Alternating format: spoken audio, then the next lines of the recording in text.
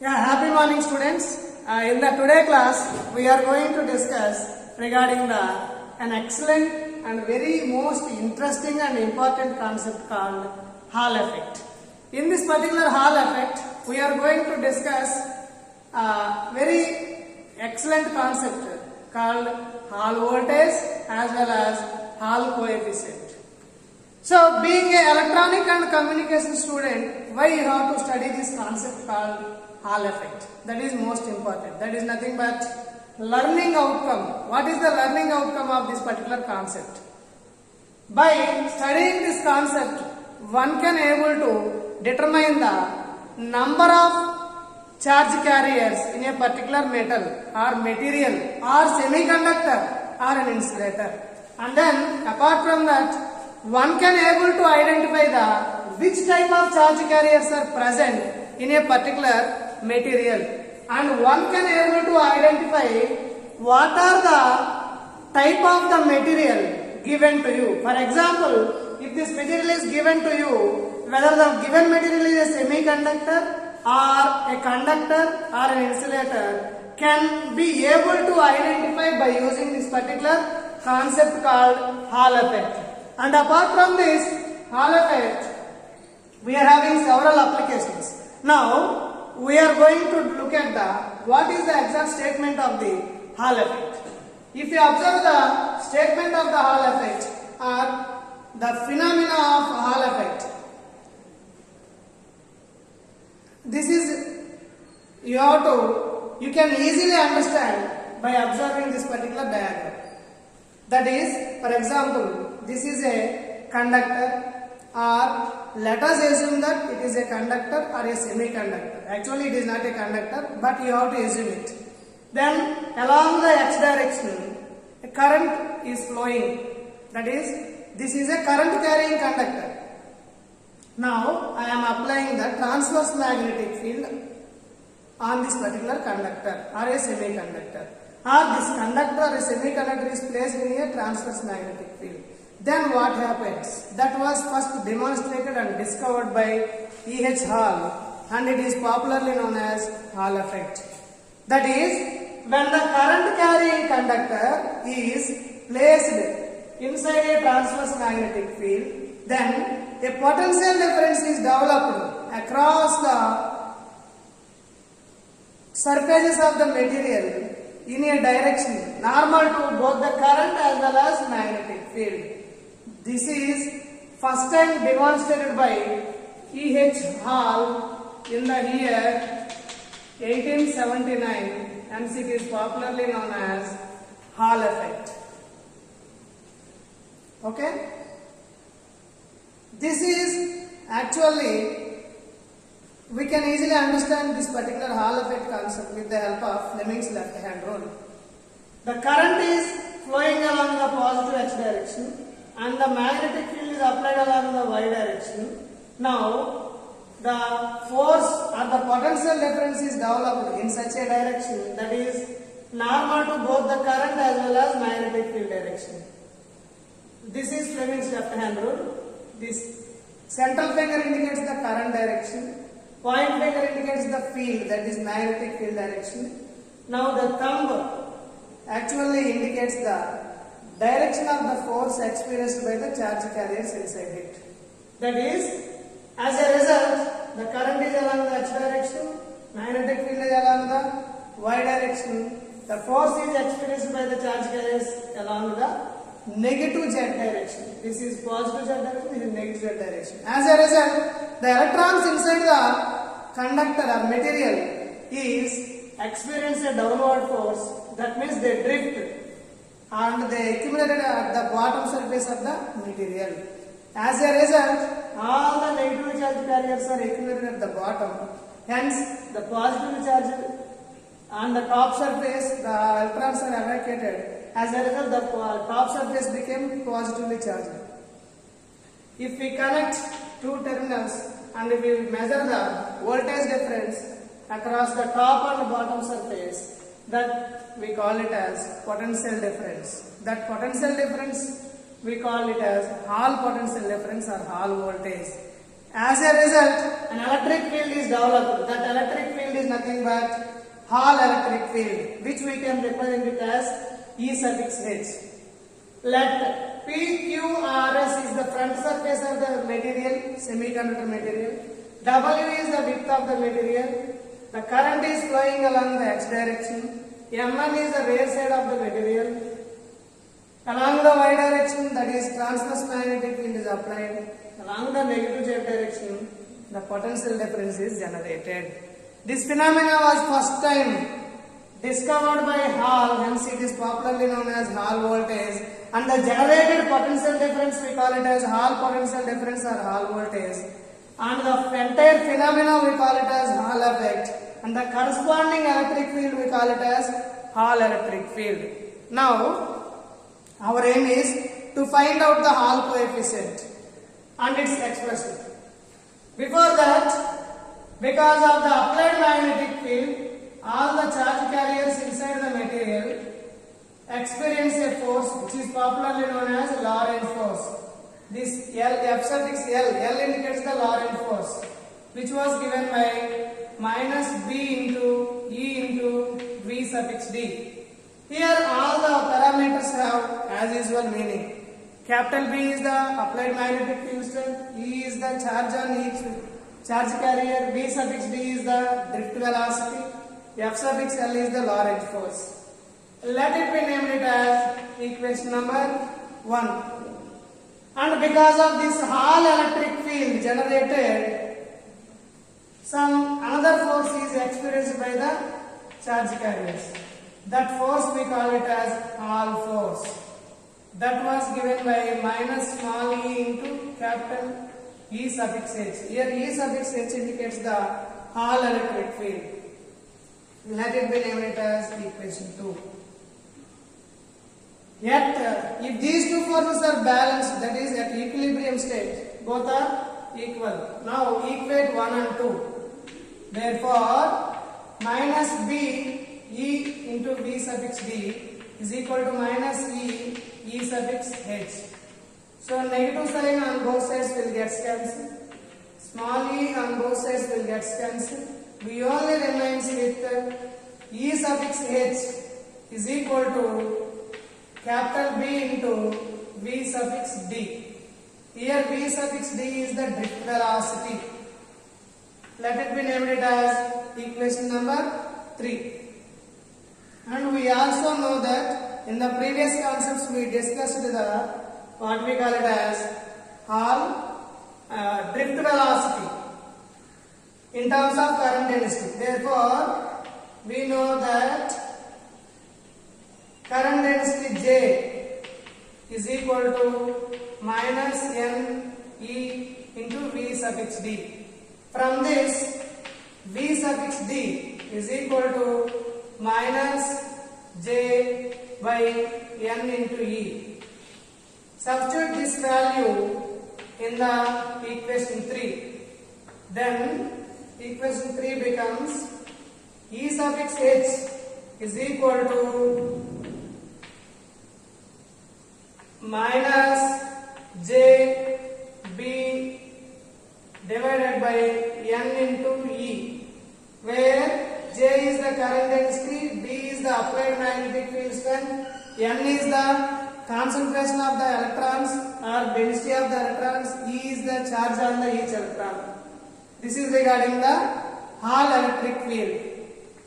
And Hall also given a constant which is popularly known as Hall coefficient.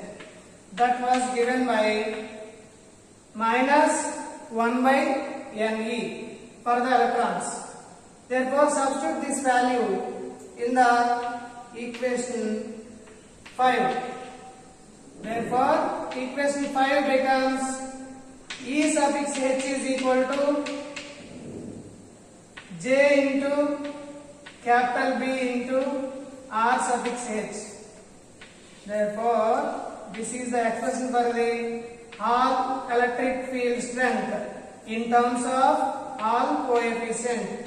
Let it be named it as equation number 7. Now, from this equation 7, we can able to determine the expression for the Hall coefficient, that is RH equal to E suffix H by J into B. That is nothing but minus 1 by N into E. Therefore, let it be named as equation number 7. Here E suffix H is nothing but Hall electric field, J is the current density, B is the applied magnetic field, and N is the density of electrons, E is the charge on each electron. Here the negative sign indicates that the charge carriers inside that material is electrons. Therefore, this is the expression for the Hall coefficient for the N-type semiconductor material or for the metal or conductor, simply we can say that. Now, the expression for the Hall coefficient in the case of P-type semiconductor, that is for P-type semiconductor, the Hall coefficient is given by R suffix H is equal to E suffix H divided by J into B, that is equal to 1 by P into E. Here all the terms have as usual meaning. Let this can be named as 8.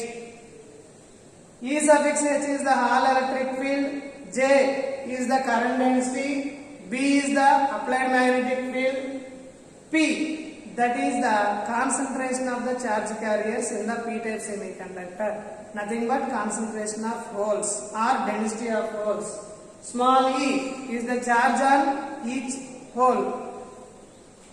So from equation 7 and 8, it is clear that Hall coefficient is negative for the electrons and it is positive for the holes. Or in other words, we can say that Hall coefficient is negative for the conductors and N-type semiconductor and it is positive for the P-type semiconductor. This is regarding the Hall coefficient. Now, we will look at how this particular Hall coefficient can be determined or estimated. That is, determination of the Hall coefficient. Keep the side heading as determination of Hall coefficient. In order to determine the value of Hall coefficient, we know that electric field strength E is equal to V by D. That is the general expression. E equal to V by D. Here V is the potential difference, D is the distance between the two electrodes. Here the top surface is the one acts as a positive electrode, bottom surface will act as a negative electrode. The distance between these two is width, nothing but width of the material, that is W. And the potential difference generated is nothing but V suffix H, that is all voltage. Now substitute this value, then all electric field E suffix H is equal to V suffix H by W. How it is obtained? By the general definition of the electric field strength. That is, electric field strength is nothing but potential difference per unit distance. Therefore, let it be named as equation number 9. And we also know that the definition of the current density, from the current density definition, that is, current density is nothing but current per unit area. Current per unit area. Therefore, here the current is capital I, applied. Area is nothing but width of the material and the thickness of the material, that is W into T. Let it be named as equation number 10. Substitute this 10, equation 10 and equation 9 in this particular general expression of Hall coefficient, that is equation 8 or 7. RH equal to EH by J into B. If we substitute the value of in this particular expression, then V suffix H by J into B into W, where W is the width of the material. Now substitute the value of current density from equation 10 in this equation 11. Then what happens? All coefficient R suffix H is equal to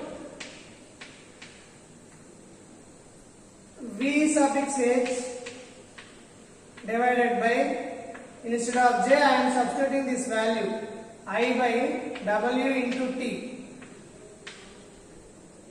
B into W. Therefore W will get cancelled. We only remains with R suffix H is equal to V suffix H into T divided by I into B. This is regarding the expression for the Hall coefficient. From this Hall coefficient, one can able to determine the value of Hall coefficient.